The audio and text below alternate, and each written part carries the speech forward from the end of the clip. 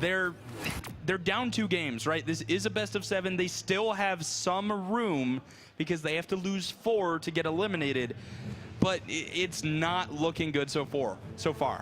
Speaking of room, the map for game number 3 will be Frozen Guard selected for these 2 teams. And that's a map with a great deal of open space all around the capture point. The Igloo provides some cover, but we've seen previously, notably Abyss, draft a lot of long line of sight damage champions onto this map and look to play around the objective rather than directly on the point. Could this be a strategy which MatchPoint could also utilize to try and gain an advantage versus the Makoa versus the front line, which Burrito seemed to favor so heavily? I think it certainly could be. Frozen Guard is interesting in that you've got an interior capture point in the center. Granted, it's fairly open, but it's still an interior space. And then there's this large no man's land that is just open between it and the main thoroughfare that teams are going to be running down. So long-range characters are good here because they excel in those wide open spaces. But when we saw Abyss doing that, we had the combination of a Kinessa and a Shaolin. One, is MatchPoint going to be able to get that Shaolin again? What are they going to have to lose for it?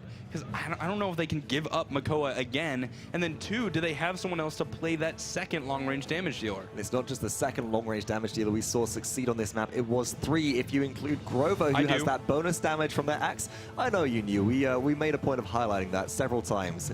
Bless up, Church of Grover. Absolutely, and that could be the saving grace from MatchPoint. I have heard Cuscutie talk a little bit about how we were going to see some Grover play from MatchPoint during this tournament. If there's a time to pull it out, and a time to pull out all the stops, the semi-finals where MatchPoint face being shut out with 2 more losses, well, this is it after all. You know, this might be a good shot to really dig deep into those pocket strats and pull something out. Maybe there's a dope Grok strat that they've got sitting on. I'm hoping. Okay. I love Grok. Okay, that's a little bit too far. But here's the thing, right? Okay. If you lose this game, you're not out. So it's a great time to try something crazy. Let's head in the draft and see what MatchPoint has got prepared, as Burrito will be the first pick, and I think it's safe to assume Makoa. Color me unsurprised. Look at that. And purple. MatchPoint will be electing a counter draft. Now, they do have the opportunity to draft in a Shaolin, but Fernando will be selected. Shaolin too, actually, so getting both of these all-important champions online, but giving up Ruckus in response. And after the performance that Dozop's had in the previous game, I would say that that's no bad thing. Burrito now have the opportunity to respond. That's right. Burrito with the Eevee. We didn't see that last game, so changing it up. And Cassie here. Maldamba still available, and I think it is worth taking away from Spunky. Cuss also well known for his Maldamba. Some great use of the noodle that Maldamba tosses out when he reloads. And the noodle, of course, referring to the danger noodle. Maldamba Snake now drafted for MatchPoint alongside Androxus. This could go to a few different players on their team. God Stolzy known for their Androxus play, but they have to also fill that Shaolin champion role. Burrito will finalize their draft here. Ruckus selected as last pick, such a far cry away from what we saw earlier in this tournament. Alongside Ying, will the lock come through? And indeed it will. All right, so Ruckus Makoa, we're gonna see that Ruckus composition again. Ying, I like that MatchPoint is forcing Burrito onto Ying because she does have some trouble with AoE clear like Drogo's, and her healing is skill limited. You can only do so much when you spawn illusions that heal for you. Indeed, and you mentioned Drogo's there right at the end, drafted after the Lord of the Skies, the Edgelord Androxus. Drogo's the Greedy will be the final pick for MatchPoint. We saw how strong Bird was able to, or how well Bird was able to utilize this pick in game number 2, and it's now up to MatchPoint to do just the same and try and turn the tables and the momentum of this set on its head. Will this be the keystone they need, or will it be shut down by Burrito's draft here? Well, we'll see. I do like that MatchPoint are changing it up. I think that's important. They still get their Shaolin, which clearly seems to be Stolzy's favored pick, which he needs to be on a comfort pick so he can go off and do really well to carry MatchPoint through. But let's remember, this is the #1 team from NA against the #1 team from EU. I bet they hope to have this matchup in the final so they could prove just how good their region was, but they have to do it here in the semis. So MatchPoint, man, they got to prove to themselves and to all of us that they can really compete with Burrito. They certainly do. There's so much pressure on MatchPoint from themselves, from their fans, from the rest of the world who don't want an all-EU finals. And let's head into game number 3 here on Frozen Guard as we introduce the teams once again. Burrito Esports on the left with Lazy playing Eevee, Spunky on Ying, Bonka on Cassie, Theo on Makoa, and Bird on Ruckus. On the other side, MatchPoint, Stolzy will be playing Androxus this time. Wardoom on Fernando, Smidgen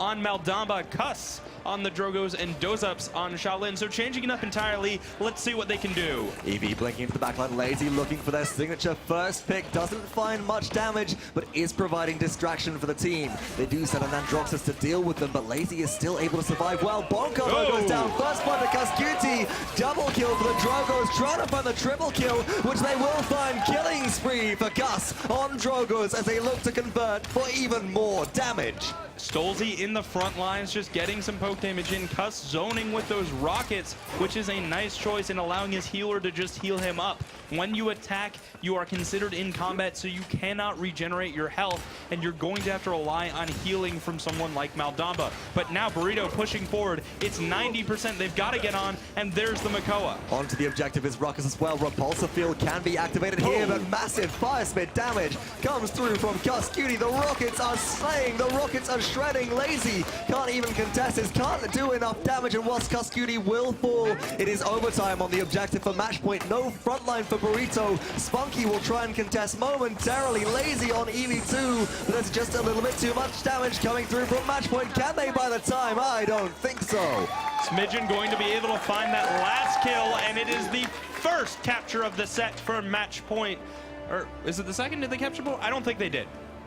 Drogos is dead, right, though? Drogos is dead. Okay. All right, speaking of dead, Burrito is dead here. MatchPoint pushing forward. They need to get aggressive and control this choke inside the building and under that little bridge. Keep your eyes on the side of the map, however, again on Makoa. We're seeing Field go around the outside as MatchPoint try and force a direct engagement. Watch out for the flank play coming through, but it does appear to have been spotted out by Stolzy, who's not having any of that monkey business. The turtle moves, but not quite fast enough, and we have reached an impasse as the payload has been stalled.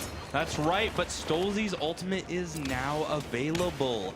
Lazy has his, but I don't think it's going to be as impactful. It doesn't do quite as much damage. MatchPoint regrouping, trying to get some poke, but they actually lose Stolzy, and now Burrito is pushing them back. They don't want to get zoned here. Rather than Stolzy's ultimate, which I think we should talk about, it is Cuscuti's Dragon Punch available now as well. Not going to be utilized because MatchPoint, despite being up players, are on the back foot being forced towards their spawn, but there's no Immortal from Fernando to counter out the Dragon Punch on the side of Burrito Esports. So if it's utilized and Spunky can't block it with an illusion, either Theo or Bird will be immediately dead.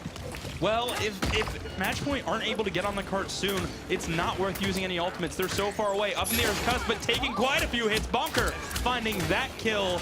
The Shaolin in a bit of trouble as Bonker continues the chase, but it's going to be Maldamba who's pulled and killed. Smidgen falls there. Wardoom falls as well. That's 3 in a row, and Bonker's looking for more. Dozups around the corner, misses the first arrow, going straight to the wall. Withdraw is used to keep them invisible. Can't quite find the shot. Steal finds the dredge and go onto the invisible Shaolin. Bonker will take out Dozups, and that's a good shutdown for Burrito Esports as the respawns trickle back in from MatchPoint.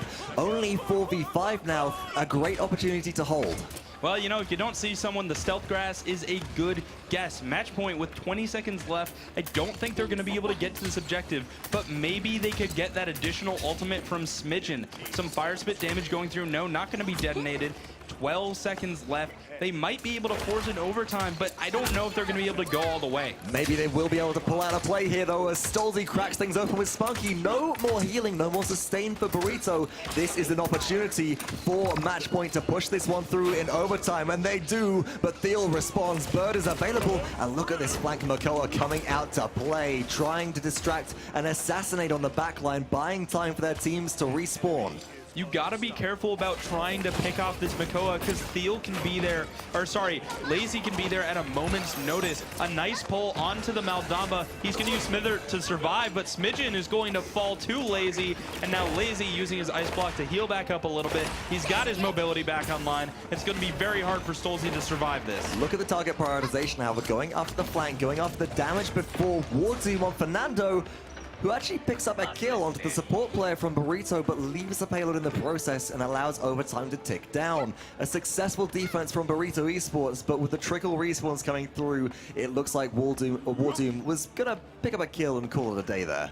Net worth topped by Bonker, but damage topped by Dozups, yet again proving how powerful Shaolin is. Just doing so much damage into those tanks. Ultimates are up from nearly everyone, but Dozups doesn't have his on Shaolin. Granted, it's more of an individual big play clutch ultimate than it is a team fighting ultimate. Correct. The big play will come from Smidgen with their Dread Serpent utilization. If this comes out at a key point in the team fight, it could set up so much damage onto Burrito, but Burrito with 5 ultimates to their name are waiting for this opportunity to strike. Bonka not using Scout yet on Cassie right at the start of this fight, maybe saving that for the CC immunity when Dread Serpent comes through.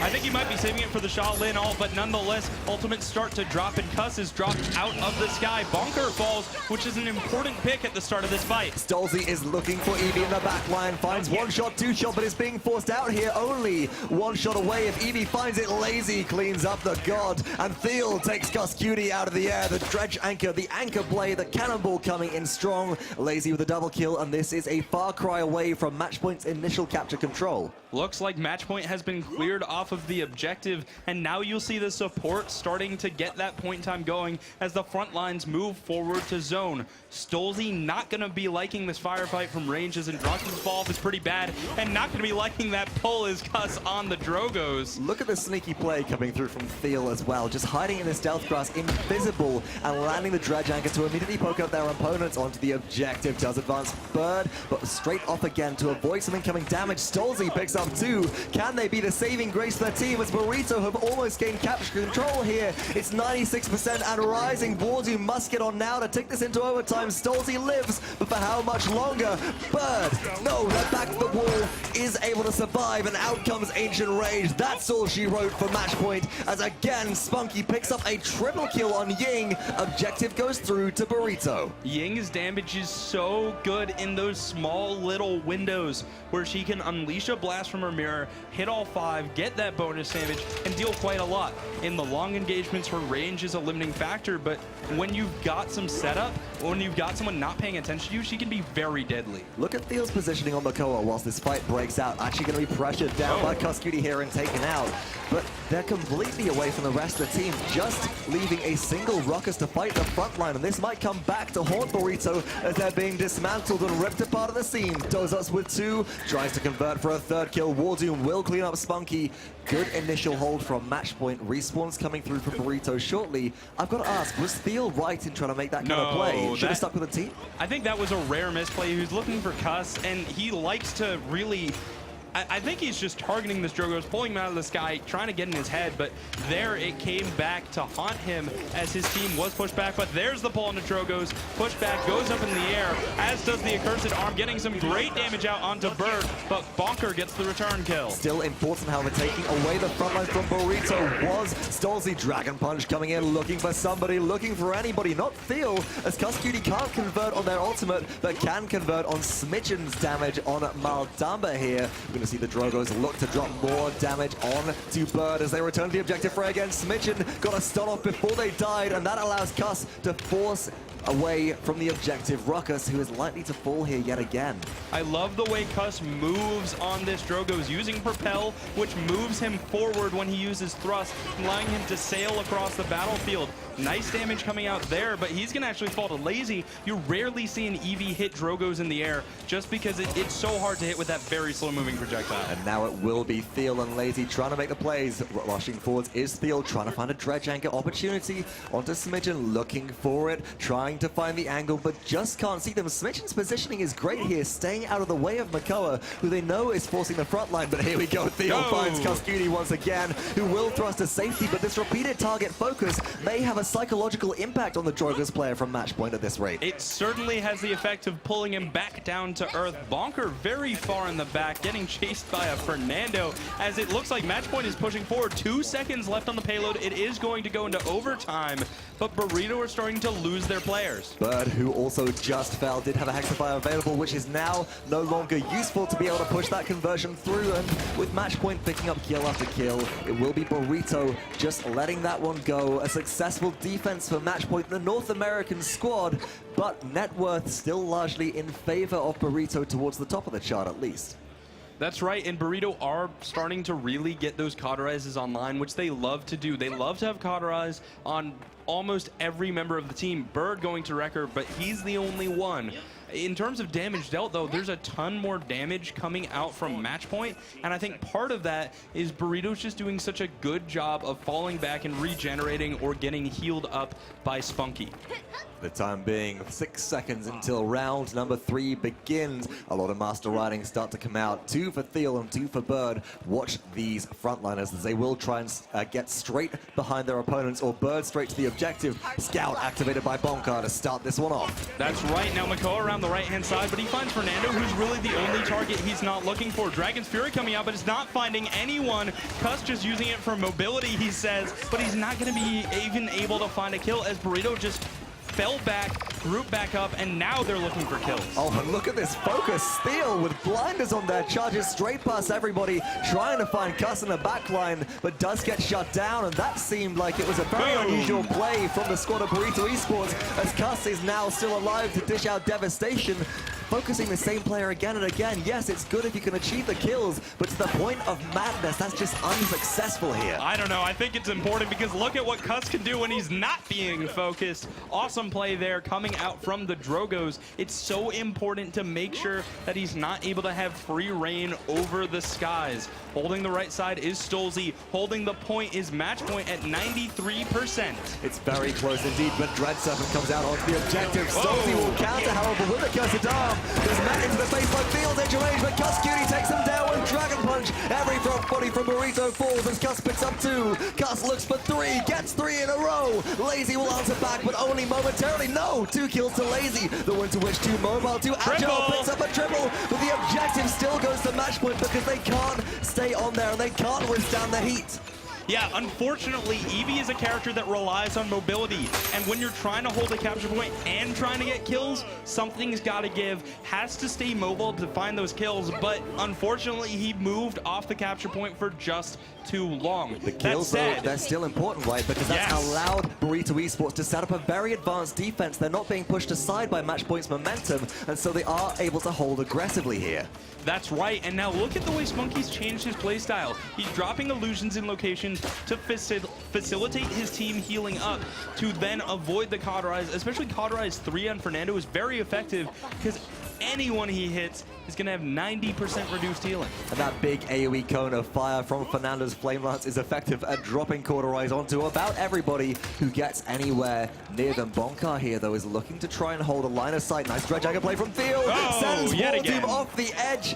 Game after game, we've seen Makoa achieve this for Burrito Esports. MatchPoint don't appear to be learning from their previous mistakes. I think it's just almost inevitable the way Thiel plays. He goes around the sides of the map, and if Fernando happens to be there, off the edge, right? He's not going to miss that one. Unfortunately for Wardoom, it's happened once a game. But Wardoom seems to be countering this out with the Master Riding 2 pick up here. They're straight back to the fray. Yes. MatchPoint have set up, they've regrouped, they're looking for an engagement, and it's coming from the back of Stolzy, who's just chipping Thiel down so quickly, forcing out the shell shield, and this provides an opportunity for MatchPoint to actually start pushing for the first time this round. That's right, MatchPoint needs to get pushing faster and faster. Otherwise, they're not going to be able to make it all the way there without really needing to use overtime. But Lazy, he's diving in and looking for damage. Ruckus might be a bit out of position, actually. but they're trying to control the cart, and this Makoa is trying to take control of the Drogos, who can just do so much damage. But it's those ups you have to worry about so far on Shaolin. Looking for picks, looking for plays. Control behind Fernando's shield has a clear line of sight onto the back line of Burrito Esports. Dragon's Fury, Dragon Punch coming out again from Cuscuti, who meets an illusion head-to-head, gets pulled to their doom by Theo. Misplay from Cuscuti. Nice illusion block from Spunky, and despite them falling, it's buying time for the respawns to come through. And with 3, 2, 1 on the objective, MatchPoint cannot contest. Burrito get a successful defense, and 3-3 is the scoreboard. It's 3-3, so you might think it's an even match, but there are 5 ultimates available for Burrito, and 2, because that Maldama is about to get his, available for MatchPoint. It's going to be very difficult to win this round, and that's exactly what they need to do. It all comes down to this capture point, and MatchPoint, they've still got their backs against the wall. Burrito is so strong, they're up 2 games, and you really don't want to be down 3-0. And Burrito are so far ahead in itemization too. We've got 3 cauterized 3s picked up for 90% anti-heal off weapon shots for Burrito Esports. If somebody gets on a smidgen, their gourd will do nothing. Wardoom can't sustain through all of that poke pressure, and Dozups too, who's now picked up Life Rip. That won't really be effective despite Plant's massive damage. But you've got Dread Serpent and Curse and Arm, and that is maybe the best combo you can have in this match. Trying to find a kill is MatchPoint, and they actually do force out the Ancient Rage. Dread Serpent not utilized just yet, but we did see a Cursed Arm come through. Just about able to pick up a kill onto Bird is Stolzy. Snapshot straight out of Nether Step, and now looks for somebody on the backline to clean up. They spotted Spunky on Ying, dropping the damage through, bypassing the Makoa. Theo falls again, and that is MatchPoint wrestling back control from Burrito. It's nearly a full team wipe, but yet again, the Eevee player staying alive. She's got to fall soon. The way Stolzy was watching that, looking for the blink location, the capture point is starting to tick up. It's 54 to about 50. MatchPoint have control, but they're not able to get in position to zone. They're gonna have to fight on the point, and is 1 ultimate to 2 Heat Haze, and most importantly, the Dread Serpent. Watch for that Maldamba player to come through. Cuscuti will fall beginning this engagement, but on the objective, Dread Serpent ineffective because it's used onto a Ruckus in Hexafire, who is CC immune. Falling to smidgen is Bird, but Theo is here to play. They find Dozups in Heat Haze, but Dozups has too much damage, but at last is shut down by Lazy, and Burrito Esports are back in control. If the dismount comes through on a Cuscuti, it's already over here. Cus has to get to the point. He's the furthest forward and the most mobile. He will be able to contest, and MatchPoint rushes in. Dragon's Fury not successfully going to finish. He pauses in the air, and he falls. Now pulled is Fernando, but he's in trouble too. And Lazy will shut down Wardoom. Overtime is ticking. To the objective goes Shaolin, but is met by damage from Ying, and that's Burrito closing out Game 3 with a 4-3 victory. It was so close for MatchPoint. They just needed that one fight, but the Dread Serpent wasn't right. Wakono was not happy with Maldamba that game. He didn't answer MatchPoint's prayers, and now it's 3-0 in favor of Burrito. MatchPoint cannot lose any more games. They have to win 4 in a row. That's a very difficult task ahead of them. We say uphill battle quite a lot. That's not just an uphill battle. That's not a hill battle. That's an up Everest battle. You're climbing a mountain to get a reverse sweep against Burrito Esports. It's a very big burrito that you're climbing. You got to eat a very big burrito if you want to get through this set as MatchPoint. But Burrito could be set to go through 4-0, and I would assume they've got to be saving some strats for the finals because they really haven't had to show anything except good teamwork and good mechanics. Good Makoa play is the name of the game from Burrito for the time being. Let's take a look at the scoreboard and see how that was reflected in Theo's stats from the previous game. They spent so much time trying to focus down Cuscuti and drag the dragon down into the ground. Let's see how they performed. 28 eliminations. That's actually fantastic, and exceeding both Spunky's, or rather Spunky's damage, and almost matching Bird's on Ruckus. Man, but I'm looking at Cus. That was a fantastic Drogo's game. 102,000 damage, and yes, we called that Theo was going almost too hard in chasing him down, but the moment he didn't, man, Cus was just a monster. And I've got to ask, what would have happened if Cuscuti hadn't had to deal with Theo all game, trying to dive the backline, looking to really shut Cuscuti down? The Drogos came into play fantastically, starting the whole game off with a double kill, and that's exactly what MatchPoint needed to try and build momentum. Alas, not quite enough, and despite MatchPoint pulling ahead in damage that game, at least on 2 of their champions, with Shaolin and Drogoz performing exceptionally. It wasn't enough to out-sustain all the healing coming through from Spunky's Ying, and just the shielding from the 2 frontline champions of Thiel and Bird on Makoa and Ruckus. You know, I think one of the players on MatchPoint we haven't been talking about very much is Smidgen. He's got to step up in this series. MatchPoint moved him to a support. He was missing some of his ultimates. It's got to go 1 level higher, because I think he is playing correctly. You can see the objective time. He's doing his job. He's healing his team. He's getting the most healing in the game, as Meldamba should, but he's not going above and beyond, as you need to do in the semifinals of the Paladins Invitational at Hi-Rez Expo, presented by Twitch Prime. Especially when you have to contest or perform against, you know, a support like Spunky, who's just so unbelievable for Burrito. Smidgen does play a flex role, however. We know that they also have a Ruckus available to them, can play frontliners, can play supports, can play an Eevee, so they are very flexible in what they're willing to pick up for the team. We know that Cuscuti's Drogoz far exceeds everybody else's on the side of MatchPoint, but Drogoz, whilst it was very, very highly performing previously in game number 3, it seems like that pocket strategy had been met with a counter. I mean, it's absolutely time to just bust out all